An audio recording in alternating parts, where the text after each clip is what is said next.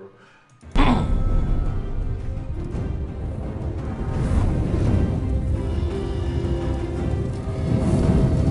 Thrones, yeah. Game of Thrones, yeah. Game of Thrones, fucking Game of Thrones, fucking Game of Thrones, fucking Game of Thrones, fucking Game of Thrones, yeah. Game of Thrones, yeah. Game of Thrones, Game of Thrones, fucking Game of Thrones, fucking Game of Thrones.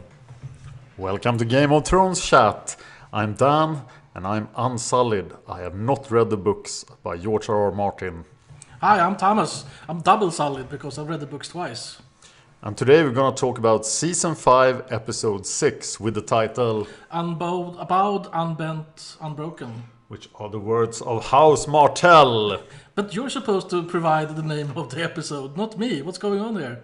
Did you just assume I that... forgot the order of the words, so I figured I would ask you. You just assumed that I knew the words of House Martell. Yes, I knew you knew them. Well assumed, sir. So what happened in this episode? Well, let's start with Arya in Bravos in the House of Black and White. Oh, we start with the good part. Yeah, you like that part the most? Yes. I like that part the most too, I think. She's washing the dead and wondering what happens to the corpses after she's washing the dead. Very nice clip with the different dead people. Mm-hmm. And the sort of the passing of time without words. Yeah. Very nice. And then she has this discussion with the older girl, the mean girl. Yeah, who remains unnamed in the show, but she claims to be Westerosi and she claims to be noble. or does she? Or did she just lie about everything? The Game of Faces. So the Game of Faces is a game of lying. Mm-hmm. Is there? Can we tell any more about the rules of the Game of Faces? We never stop playing. We never stop playing, and we lie. And we're supposed to not get caught in a lie, because then we get punished. And both times when the lies are successful, like I want to call her the waif just because I heard that that's her name in the book, Okay. but she has no name in the series. The older Yeah. girl. Let's refer to her as the waif. Okay. When she lies quite successfully to Arya, Mm-hmm. she bases her lie on things that are true for Arya. Yes. When Arya finally lies successfully, Mm-hmm. she does the same thing to the dying girl. Yeah. So is this an element of the Game of Faces, or is it just one of the ways to lie successfully? You want to know everything about the Faceless Man right now, don't you? Yes! Yes! And I won't tell you anything. Oh, crap. Okay, what more happens? And then, well, she plays some more with Jaqen, and he shows her she gets punished for not playing it correct, or for not being good at it, I guess. That was an amazing scene, but it makes me wonder, how does he know all of this? Is he just a lie detector, or is there... I think that he's a lie detector. Yeah. I think that's the part of the playing the game, is that that you become a lie detector. I mean, she's just a novice and he's a master. Yeah. If he can't catch her lies, then he's useless, basically. All right. I mean, I love the way she tried to lie. yeah, and just slip in the little lies there, and she really said them the same way she said the truths. Yes. And it was, and then she get punished for lying to herself as well. That was the most awesome part. And that was the masterpiece. The scene was already good, but then you get this... I hate the Hound. No, you don't. You get this payoff for the Arya-Hound relationship. Yeah. And it was like, yeah, we knew it. She didn't hate the Hound. Yeah, that was fantastic. Yeah. And then it turns out she doesn't want to be no one. Yeah, eventually, I mean, maybe what she really, I think the thing that still drives her is revenge. Yes. She wants revenge still, but in order to become a faceless man, she has to become no one. Yeah. So in order to become a faceless man, she has to be a no one. But once she becomes a no one, will she then be driven by revenge? Not if she really becomes no one. If she isn't Arya Stark anymore, why would she want revenge? Because, I mean, we saw the other episode when she got rid of her earthly possessions. Except one thing. Except the needle, okay. But she has to get rid of not only her possessions, but also her thoughts, what she wants to do in life and so on. She has to really become somebody else, or no one then. Yeah. And then we see that the final scene where she goes down into the basement and finds all these faces. Oh, such a beautiful scene. And Jaqen says, "You're not ready to become no one, but you might be ready to become someone else." That was also really cool. Very So, ominous. what does this mean? Stop showing all that other crap that is in the episode. Just do it about the faceless men. Yeah, I can understand that. I think that's the coolest part of this episode, and maybe the coolest part of the whole season. We'll see what goes on. I think the faceless man thing has been cool just because Jack and Akar was so cool in season 2. But so far it's been quite boring. But this was a great episode for Bravos. Yeah. Well, how did you feel about Arya giving the gift, so to say, to that little girl, the sick girl? It was great because it was why her father was there. It was what they do at the House of Black and White, and it also progresses Arya into this direction she has been heading for a long time, and to become just this very efficient killer. Well, for me, I felt that she did it well, but was she supposed to do it? I was wondering. I mean, she's not a master yet. Aren't you supposed to be a master to administer this? But then Jaqen was standing there in the background watching, so he didn't do anything. So, and I think that she can't really get away with anything that he doesn't want her to get away with, anyways. No, it would have been amazing if it was wrong. Yeah. Like, oh, what the hell are you doing? Like, you're killing children. No, she just has a cold. Come on. This will kill our reputation. Yeah. I think they have better control of that. Yeah. It still makes me wonder how many faceless men there are. And like, we see these two guys carrying the stretchers. Yeah. And they seem to be the same two guys. Maybe they're two different guys every time. Maybe, but if they are the same, then there are 5 people in the House of Black and White that we have seen. Well, we see 2 guys carrying a stretcher, but what if it's just one man? With 2 bodies. He is the true master. The true master can carry a litter by himself. Yes. All right. Okay, let's move on to Jorah and Tyrion. Okay, so there were 2 good scenes in this episode. Did you like the scene where Tyrion tells Jorah about the death of his father? Yeah, I think that was also a payoff for stuff that happened earlier. That their connection has been not spoken about that much. So you sort of, they are both Mormont. It must be his father. It's like, yeah, it's easy to forget that. Yeah. I know a lot of people didn't realize that for a long time, until I told them, basically. Yeah. So we shall never see his like again. It was, like I say, it was a good payoff moment that way.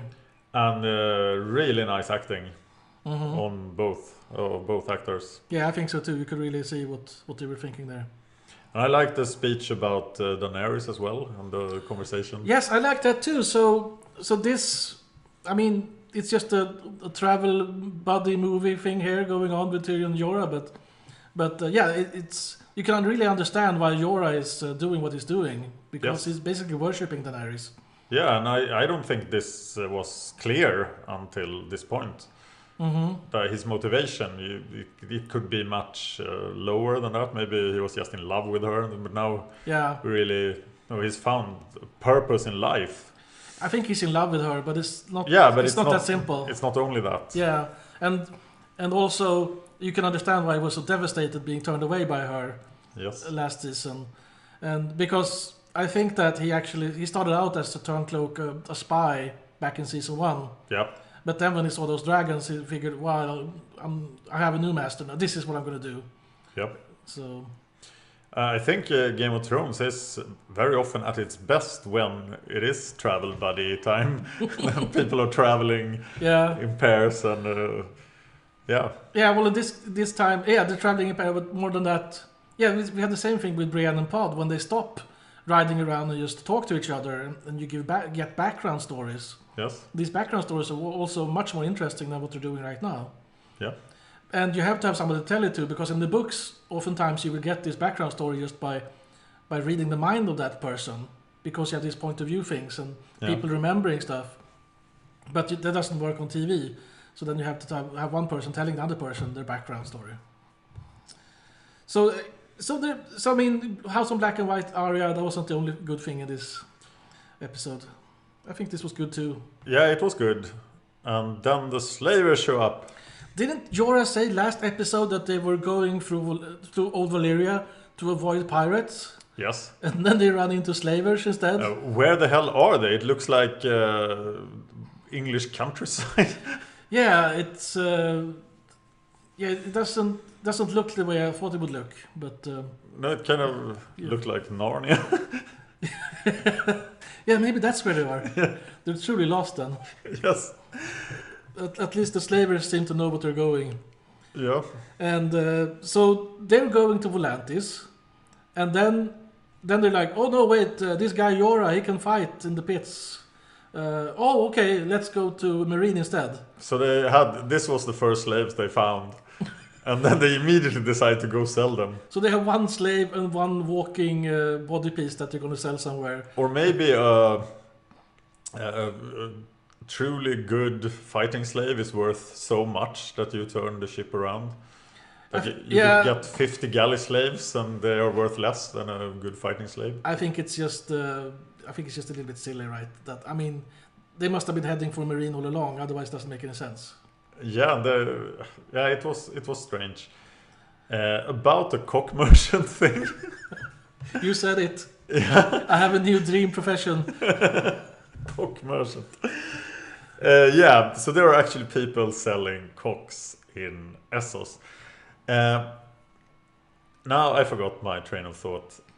So yeah, remember Tyrion's comment in Volantis?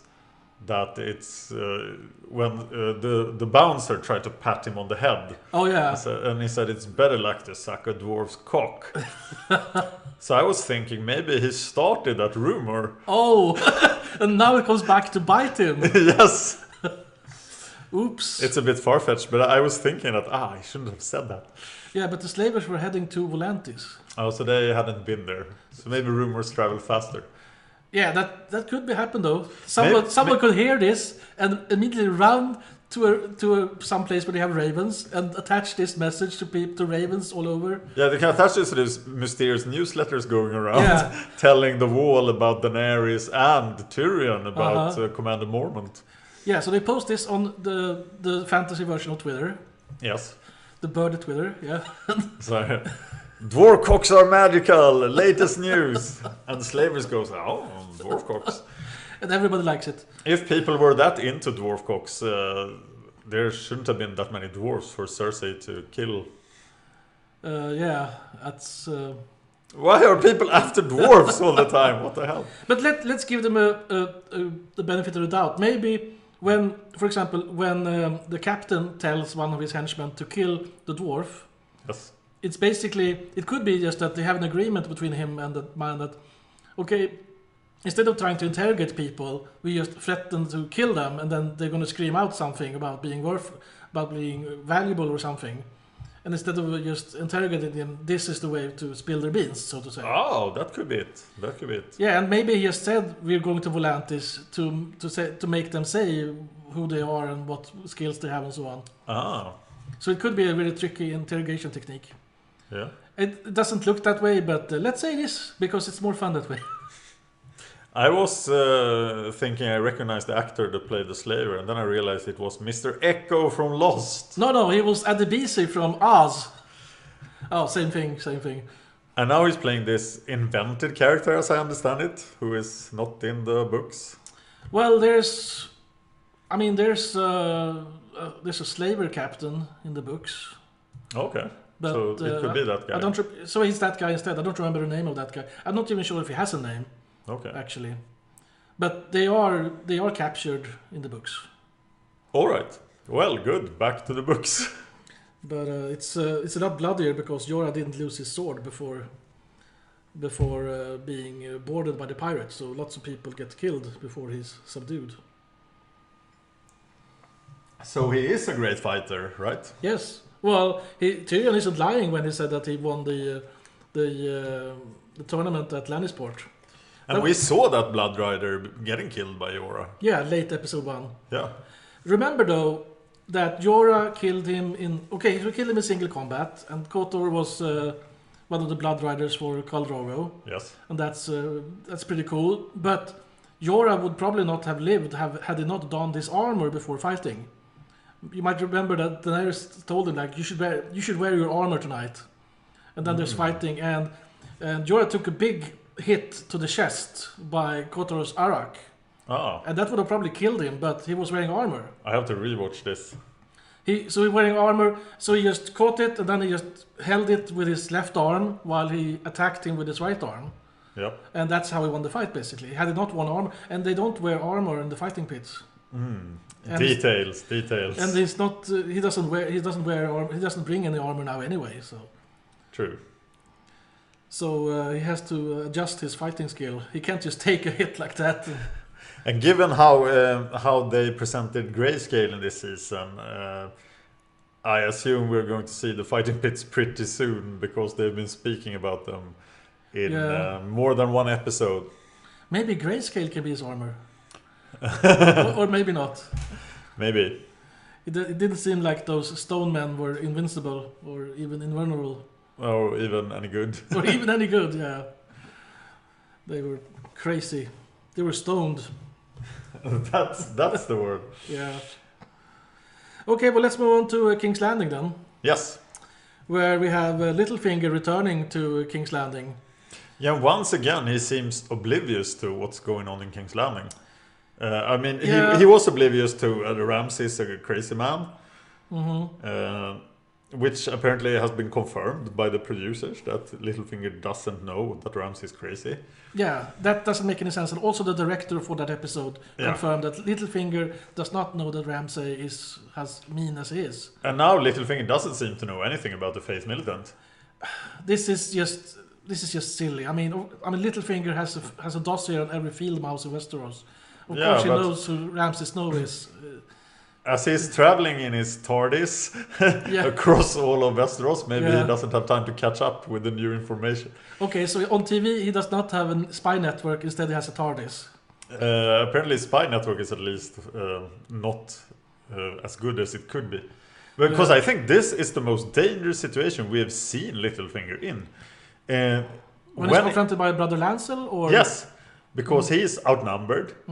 If Lancel wants to arrest him, like he has done with Oliver, apparently. Yeah, and smacked his old brothel. Yeah, so here is he really needs to just talk himself out of this situation, which he does, but he's still like cocky and goes, we both peddle dreams, but at least mine is entertaining. Yeah. But I think it's unusual to see him in this much danger. He's always far away from danger. Yeah, he's playing a dangerous game here. It's like he's in the middle of King's Landing, and how much support does he really have? He has a few henchmen. 2 Knights of the Whale, who are dressed like very interesting. Very interestingly dressed, yes. Do they look like that normally? Or are they just too crazy Knight of the Whale? That's not the way they looked like when they were riding north. Good. If you haven't, go back to the episode and look at what they're wearing. It's really strange. Yeah, it didn't look real. It didn't look normal at all. I mean, so the leather Knights of the Whale. And that's part of the notoriety of. I mean, the knights they wear armor. They're trained to wear armor. They're trained to fight in armor. Yes. And if you don't have any armor, they're so much less useful. Yeah. And just 2 as well. Yeah. In this dangerous city. He had 12 riding north, and now he has 2 riding south. And he has all of the Vale under his command. And he brings 2 knights. Yeah, it was strange. It felt wrong, the whole situation.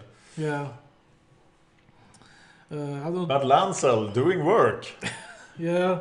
And then one last thing about Lancel. Apparently the actor grow very buff, as you remember. Yeah. Apparently it's parkour that he has built all this muscle mass with. Okay, so parkour is bad for you. Apparently. No, you become religious. Yes. Okay, so then Littlefinger is summoned by Cersei. Remember, she sent a letter to Littlefinger summoning him to King's Landing. Yeah, can you tell me what was in that letter now? Can you tell me what was in that letter then? Because it's really strange. He's like, oh, I need you. Then they have this conversation like, what did she send him for? It's very urgent, and it's like, what? It's very urgent. Why? Because Littlefinger is gonna ask me to become Warden of the North. What? Or was Cersei's point that she wanted to know that the Knights of the Whale was on the side of the crown? So he had to come in person to say that? It makes no sense.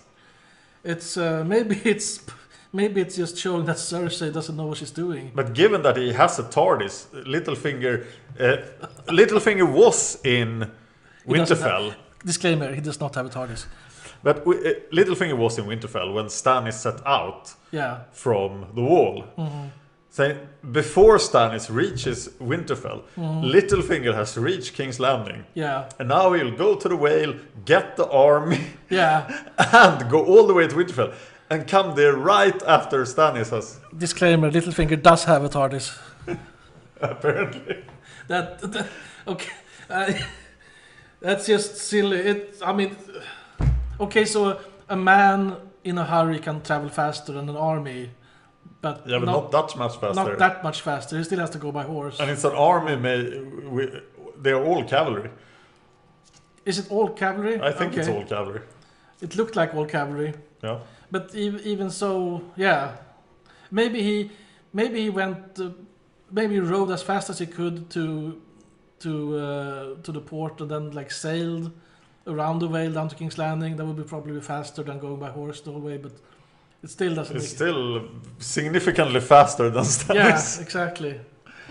Okay, this conversation. What did you think about it? So Littlefinger is trying to become Warden of the North no matter what. If Roose Bolton wins, because he has least support there, but Cersei will appoint him Warden of the North. He wants to be king of everything, basically. Yeah, but you can't be the ruler of 2 of the 7 kingdoms, right? That doesn't happen. Well, Joffrey was the ruler of all the kingdoms. Well, I mean, he was kind of... Yeah, but the king is an exception, but you can't be the great lord of 2 of the 7 kingdoms. I don't know about that. But my point, though, is that Littlefinger isn't the lord of anything right now. He's just the advisor to the lord of the Whale, and he is the lord of Harrenhal, but not the ruler of the Riverland. So he can stand behind the throne, whispering things in the ear of everybody. Yes. But if he became the Warden of the North, he would be a great lord. So it's a significant step up for him, and it's not his 3rd kingdom or something like that. No, that's right. It's his 1st kingdom if he becomes Warden of the North. Yeah, and then Warden of the North and King in the North is not exactly the same thing. And King of Winterfell, Lord of Winterfell, the Lord of Winterfell have traditionally been the Warden of the North. Yeah. But you could have the Lord of Dreadfort being Warden of the North, for example. That would not go well with the Northerners, right? Go well with the Boltons and bad with everybody else, basically. But so it's like the Warden of the South, for example, is the ruler of Highgarden. It's Mace Tyrell. You could argue, why isn't Dorne the Dorne, city of Dorne? I mean, Sunspear, the ruler of Sunspear, the ruler of Dorne. Yes. Why isn't he the Warden of the North, the South? I mean. Oh, so there are 7 great lords, but only 4 wardens. Yeah, there's only 4 wardens. Yeah, so there's a Warden of the East and Warden of the West. Who is the Warden of the East? Warden of the East is the ruler of the Vale. Okay. So 3 kingdoms are wardenless. Yeah. Pretty much. But you do have a Warden of the West. Yeah, so the Dorne Lannisters. and the Stormlands. The Stormlands doesn't have a ward traditionally. And Dorne doesn't. And Riverlands doesn't. Yeah. Riverlands is not really a kingdom, so then you have 8. But the Iron Islands they don't have a ward either. Yeah. Even though they are west of the Westerlands. True. But usually the Westerlands have the wardenship of the West. But I remember Robert Baratheon threatened to make Jaime Lannister Warden of the East, I think, back in season 1. Okay. And then Tywin Lannister will be Warden of the West. Then it's like, no, wait, we can't have the same family being wardens of 2 places at the same time. Ah. But he also threatened to make Jaime Lannister the Hand of the King, so he threatened to do a lot of things. I think this was, of course, it's a bold plan by Littlefinger, And it looks a bit crude to be him as well. It's like this could be easily revealed. Well, apparently he has no spy network either, and he's getting stupider by the year. So. Fortunately, Cersei doesn't seem to have a spy network either. But if Cersei sends an angry letter to Roose Bolton, couldn't Roose Bolton just tell him that, well, it was Littlefinger, he was here, he proposed this. And Roose Bolton actually read the letter from Cersei and the response from Littlefinger. Yeah. So it would be very interesting to know what was in those letters. Yeah, but I mean, Roose Bolton maybe Littlefinger has told Roose Bolton, come on, you have to be in on this, we have to keep this together from Cersei. Okay. But we don't know that. No. But so it's not really explained. It's just that Littlefinger has a lot less he's a lot clueless. He's less clueful than he's supposed to be. Yeah, but fortunately Cersei is even more clueless. So it seems to be working on her. Yeah, but then you have people that are even more clueless than Cersei. I'm thinking of Lady Olenna. She's a lot smarter, but she hasn't been scheming the way that Cersei has been scheming. No. We're leading up to the whole hearing. Well, first, I love the Olenna was in the same room. It's very similar to the scene with Littlefinger. But first, you can feel the stench from 5 miles away. King's Landing stinks. Yeah. Yeah, I thought the other episode. I thought that when Maggie was upset with Tommen because Tommen would not release Loras, it sounded like Maggie was leaving town or something. But but apparently she was just summoning the Queen of Thorns. Okay, that's her way of leaving town. I also got the impression that she was leaving town, and looking at this episode, she should have left town. Yeah, when she could. Yes. So, in the words of General Akbar, it's a trap. It's definitely a trap. When they have first Maggie testify, oh no, Loras is not guilty of buggery. And then you have Oliver testifying, oh no, oh yes, he's... Well, slow down here. For Olenna Cersei, in the discussion there. Yeah, I felt that was just some threats. Yes. Or did you like the scene more than me, maybe? I did like it because you could so very clearly see the difference between Cersei and Tywin. Olenna even says that Tywin at least was a lot smarter, logical. Yeah. And Cersei thinks she's so cool and scheming, but does she really know what she's doing? I think you're onto something here, that she wants to be as smart as her father. Yeah. But she's not. Remember when she told him that she should be his true heir? And she was the one who was most like him. Yeah, he just laughed. Yeah.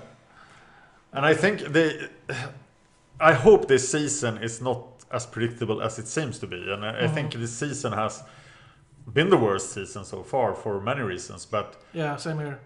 What I truly fear right now is that Cersei has built herself a trap with the Faith Militant, who are truly pious and doesn't really care about her. Yeah. Apparently they seem to care little about her because Littlefinger could get by with stating that he was on the Queen Mother's business. But now it seems such an obvious trap that Olenna goes to the High Sparrow, tells him about Cersei's sins that everybody knows about, and then Cersei ends up in a trial with the Faith Militant. So I really hope this doesn't happen, and that it doesn't happen for some good reason. Okay. And who will testify against Cersei then? Surely they can find someone. Maybe they have one of their Faith Militant already that could testify against her. Like Lancel. Yes. Yes. Who seemed to blame himself, though. Yeah, well, he's blaming both of them, I guess. But maybe himself more, I don't know. Okay, to the inquest. It's a trap. Yes. It's a pretty crude trap. We see where this is going. I mean, I saw where it was going. It's not... I think everybody saw what was going to happen here. But except, of course, Olenna and Maggie then. But Maggie, she has to do what she's doing, even if she sees the trap. Why did Oliver, yeah. Why did he... why do you think he witnessed against them? Money. Isn't he going to be punished too for his sin?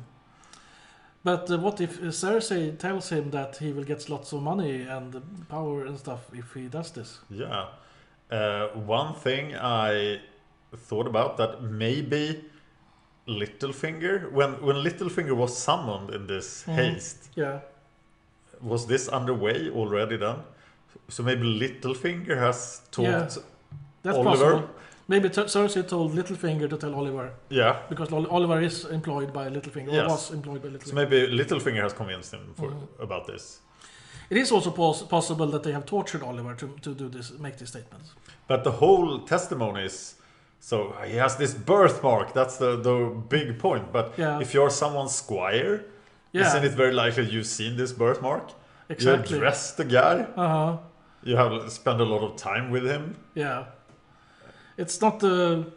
Yeah, it's more of the reaction rather than anything else. Yeah. Laura's acting like a guilty person. Yeah, that's very clumsy of him. And the Tyrells are really clueless in Yeah. the scene. But, okay, so we're building up to the really strange, the really moment that really got me.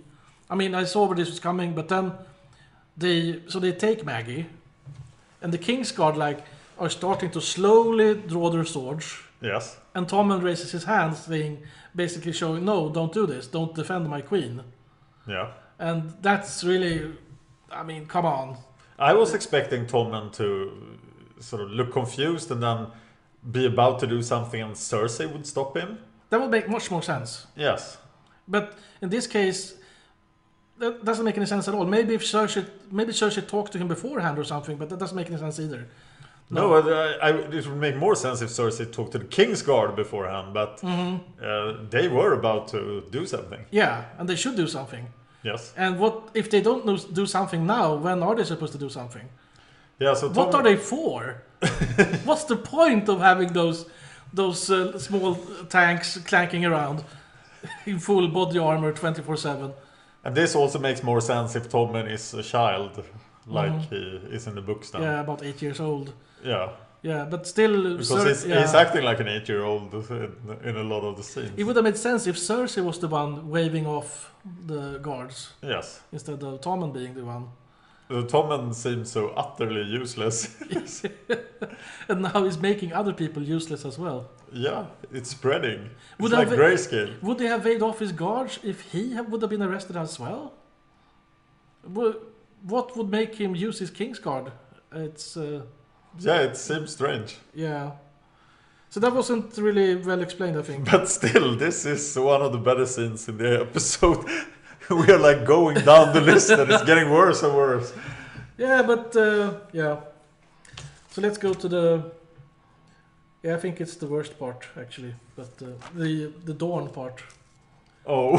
I think it's the worst part, but you think the Winterfell part is the worst. Yeah, that's it's like comparing... Well, let's go for the Dawn part first. Dorne. Action film in Dorne. Bronn gets to show off his pipes there, singing this song, The Dornishman's Wife. Yes. And about this song then, he doesn't get to finish it. It's all about the end. It's all about the end. Yeah. So we are gonna let you hear the end because we have the permission of YouTube artist Caroline to play her version of The Dornishman's Wife after this episode, so stay tuned. Thank you very much for that. Thank you so much. Check out her stuff on YouTube. She's quite amazing, and she has done other Game of Thrones things as well. So you'll hear that at the end of this episode, and you'll get the end of the song. We were thinking about singing it ourselves, but she does a much better job, so she will do it. Bronn would do a better job. Yeah, he's a real rock star, isn't he? He's like he used to several records. Well, the guy playing Bronn, yeah. Yep. Yeah. So they have this great plan of sneaking into water gardens. So they just ride straight in. Yeah, because the water gardens have no guards, and the fact that the Prince of Dorne is sitting there watching over the water gardens with his guards, that doesn't matter. No, it doesn't matter. Well, they have no exterior, no perimeter security at all. It seems. They seem to have some guards, but they seem to be occupied with other things, I guess. The only lucky circumstance then for Bronn and Jaime is that the Sand Snakes have an even worse plan because they're also going to enter the Water Gardens in broad daylight. Yeah, but they're going to be masked so people realize that they're up to no good. Yes, and because everybody will recognize them anyway, they each have this characteristic weapon. And, exactly, distinct. or maybe because Ilaria isn't with them, nobody will recognize them. That's why she stays behind like a supervillain. They all recognize Jaime Lannister right away. Why wouldn't they recognize three princesses? This horrible circumstance that this. Yeah. It just happens at the same time. At same minute. Yeah, for no reason. So if Jaime or Bronn or the Sand Snake had done this 10 minutes earlier, they would have succeeded. Yeah. Oh, the unluckiness. Oh. And then, but it gets worse. It gets worse. The fight. Yes. What's going on in the fight? Who chooses to use a whip to? I mean, you come to a sword fight and you bring a whip. Like, it's just so silly.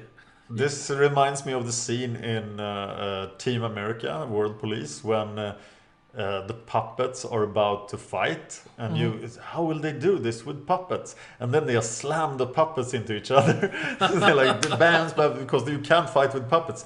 And these are the awesome Sand Snakes. They're like, oh, they're little girls with weapons. You fight like a little girl. Well, you do. Yeah, they did. Yeah, I mean.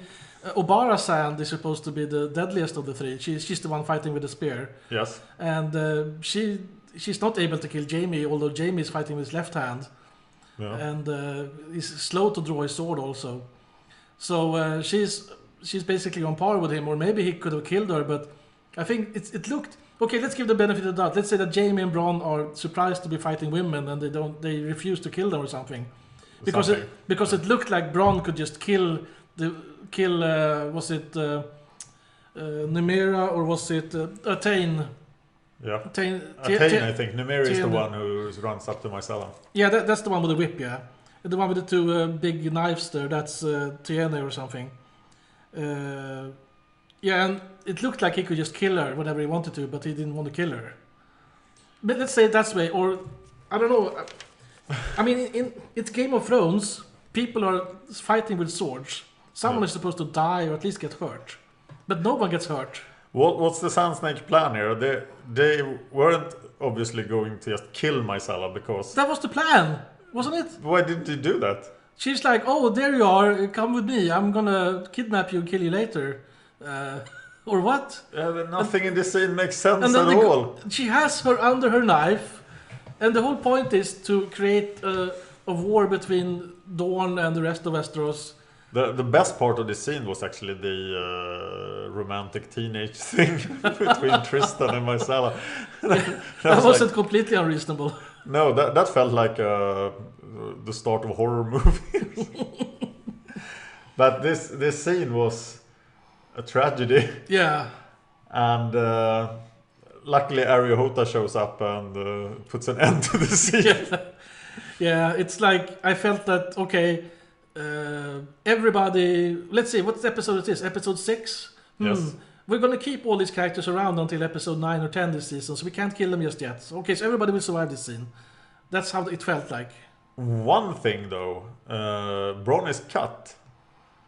Yeah. By somebody whose family is very well known for using poison. Mm-hmm. Is he poisoned? We'll see that next episode then, I guess. Yeah. Because if you remember, it didn't take long for... Yeah, they usually use poisons that are quick. But I think they have slow working poisons also. Mm-hmm. And there's a theory about all this, about when Tywin Lannister dies, he had been spending a lot of time in his privy. And then after he dies, they embalm him and so, like they always do with bodies, and then they have laying out there in the sept for a long time. And he stinks. Yeah, so maybe he was poisoned by Oberyn. So maybe he was poisoned by Oberyn, yeah. Because other bodies that they lie there for 7 days, they don't stink nearly as much as he does. So there's a whole theory about that. But that's not being confirmed. Yeah. So maybe Bronn has a slow-working poison in him. Also, it seems that the title of the whole episode gets bad treatment here, because they say it before they go out. Yeah. And then they're just Then they give up. bent and broken. They didn't Everything. bow, No. but they kind of bent. They kind of got broken. The only one that comes out looking any good after this scene is Arihota, Hmm. Yeah, he looks good. who gets to say something cool and Yeah. sort of be in charge of the situation. When you were whole, it would have been a good fight. Yes. It would have been a good fight for one of them. Yeah, so Not for the other one. liked him, but he was like the only good thing in this scene. And then Ilaria just stands around and waits to be captured. Let's hope that Arihota gets to actually show how good he is with his axe. But on who? On whom? Yes. On whom? As Stannis would have said. On who? On who? Stannis grammar police. Or is it on who? Or whom? Whom are you fighting for? We have to ask Stannis. On who? No. Alright, I guess we can't avoid it anymore. Not even Sansa could avoid it, so why should we? No, we have to go to Winterfell. Where Miranda, the Kennel Master's daughter, Yes. gives Sansa a bath. So Sansa has no other women attending her except this Kennel Master's daughter. Apparently, she had that old woman changing her bath stuff. Is she a puppy? That's what I like the picture here, the scene with the black color coming out of the hair, and it's parallel to Arya's cleaning of hair in the House of Black and White in the same episode. That was neat. I liked how Miranda, the Kennel Master's daughter, tried to intimidate Sansa, and Sansa's like, "Oh, I know what you're playing at. Get the fuck out."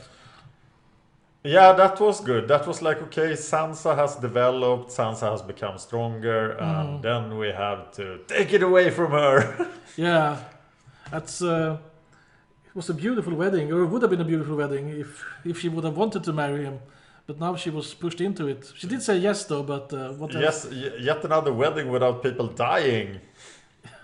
Okay, so we'd have to okay, so it's rape instead of murder then. I did like the northern wedding, the difference between the weddings we have seen and this wedding under the old gods. It could have been beautiful under these different circumstances. A great imagery, great dresses, very nice. The wedding part I have no objection to. Yeah. The rest, and Theon playing Theon, that's some level up acting right there. The rest we have some objections to. Yes. Do you want to start?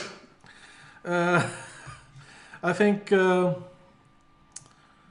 let's why don't you start and I'll this scene is a scene sort of in the books as I understand it, and it's a scene from Theon's viewpoint. So and that kind of showed in the end. Suddenly the scene was about Theon. That felt strange.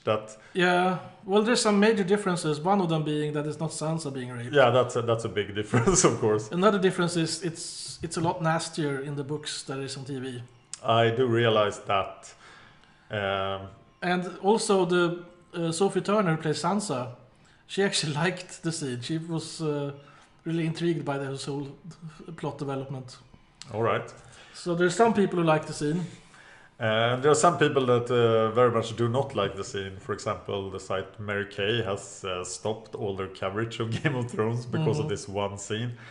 What I think it's not quite as much this scene as what they have done before, because they have been a bit too liberal with rape scenes in Game of Thrones. And it has become a thing, and then they did that terribly botched scene in last season with Cersei and Jaime. Yeah, that was consensual in the books and rape on TV.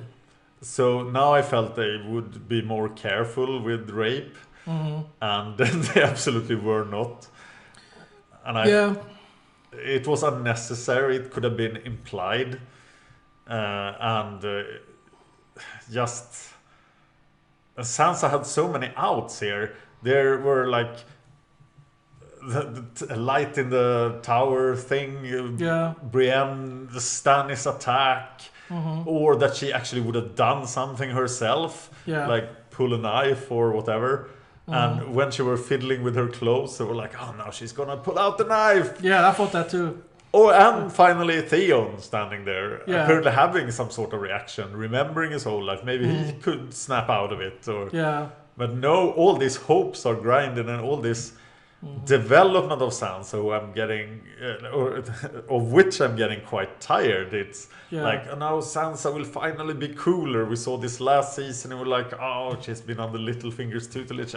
She's different, and then it's all the same again, and all these horrors that happen to Sansa, they just continue. Well, for the Theon part, we have to realize it's not Theon standing there, it's Reek. Yeah, but obviously it's part Theon as well, otherwise he would have had no reaction.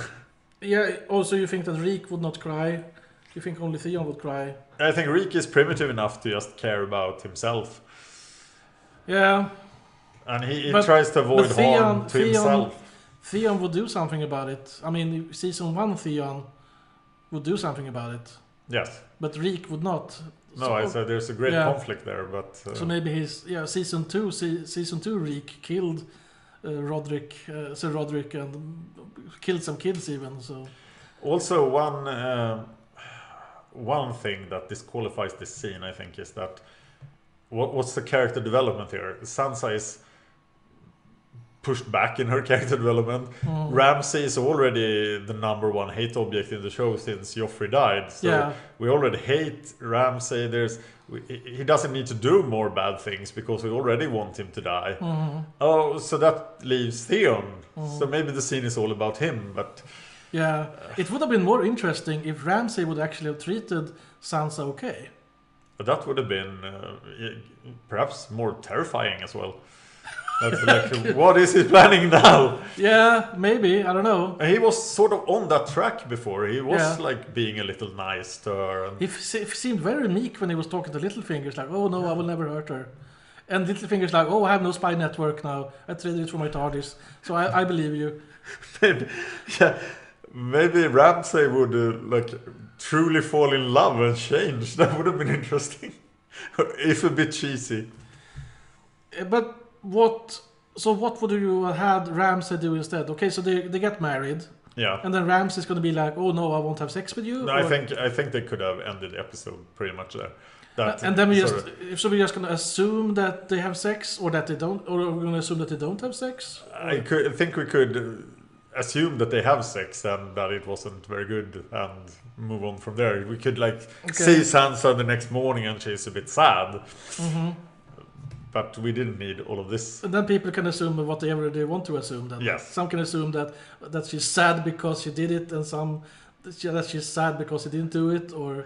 And as the character development was negative, then we would be coming up positive compared to this. At least now we know what happened, but... Yeah, we do. And I think they need to be very careful with the rape card. Yeah, I can understand why people hate this scene. But I'm not as hateful as the rest of the people. But I just hope that this isn't the big moment that we take away from this season. I hope there's more... That it's not the purple wedding moment or the red wedding moment. Yeah, exactly. The white wedding. Or the Godswood wedding, or what you want to call it. The white wedding, yeah, that's a good name. the white red wedding, yeah. We realized we could have another wedding this season without blood in the next episode. Well, you know what the Dothraki say. Yes. A wedding without at least 3 deaths is a boring affair. And a season with 3 bloodless weddings. That's a boring affair. Yeah. So if Daenerys get married next episode... So she's gonna rape his star then? No, that will probably just be boring. Yeah. Rape is boring. No, it's... let's talk about something else. Let's hate it and go on. Yeah. Yes. Yeah, you observed that the woman who plays Obara Sand, the one with the spear.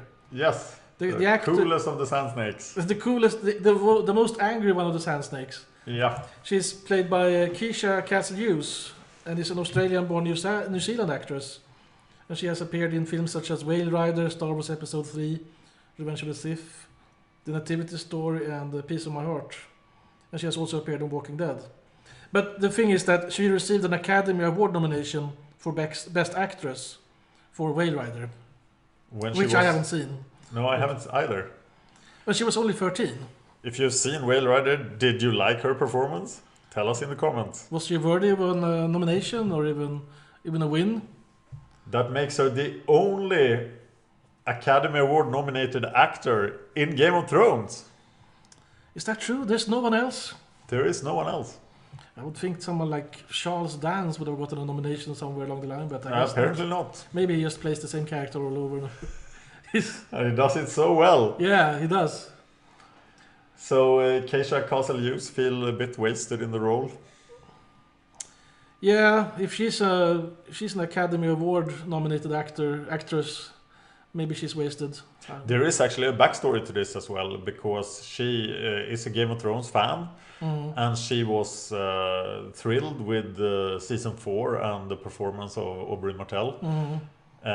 So she was like, wait a minute, if that guy plays Oberyn, then I could play Barasan.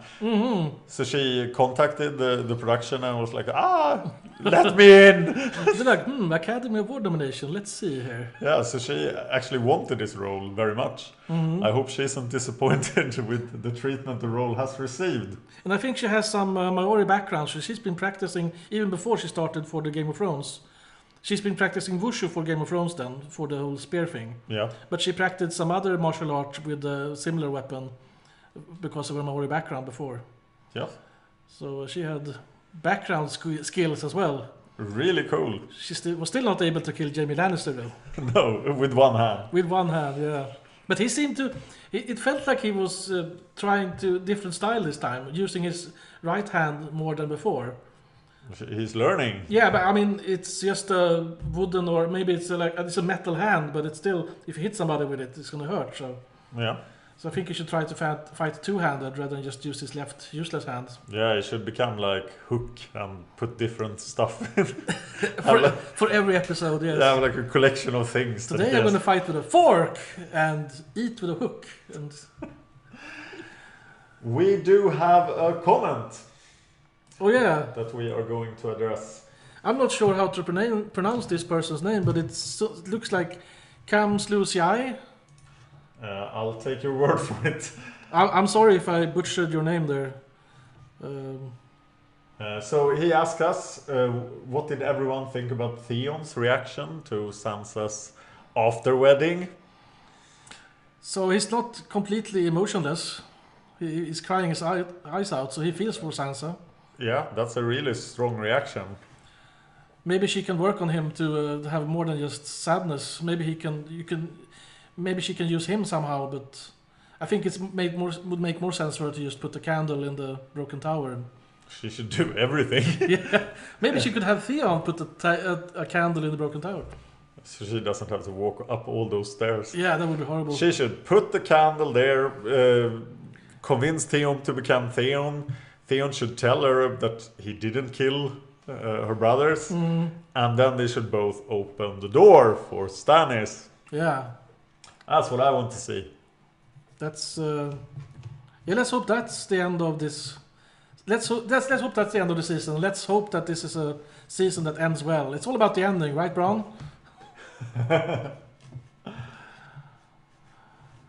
I'm sure. Let's hope that. Well, what was I saying? Let's hope that Bronn gets to fight again. Yeah, gets to taste the Dornish man's wife. So that's it for this episode. Let's meet again for the next one. We are on Hard Nerd Cafe on YouTube. We are on iTunes as Game of Thrones Chat. Please send us comments and subscribe and give us a review on iTunes. Nobody has done that yet, so we really need you to do that. And see you next time. Thank you, Thomas. Thank you.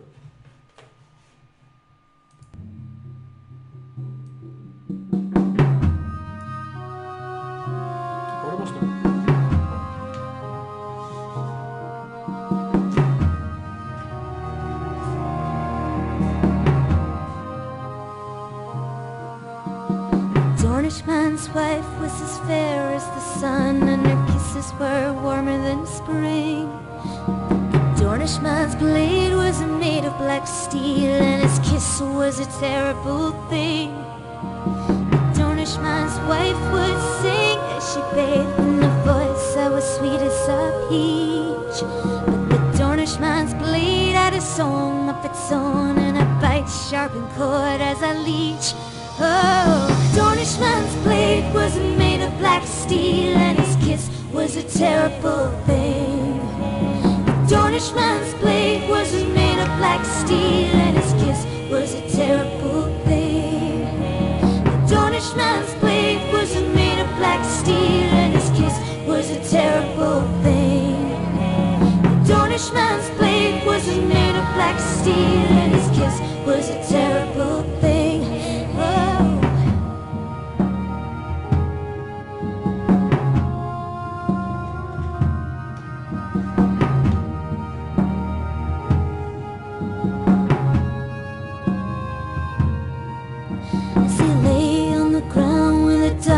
Around and the taste of blood on his tongue.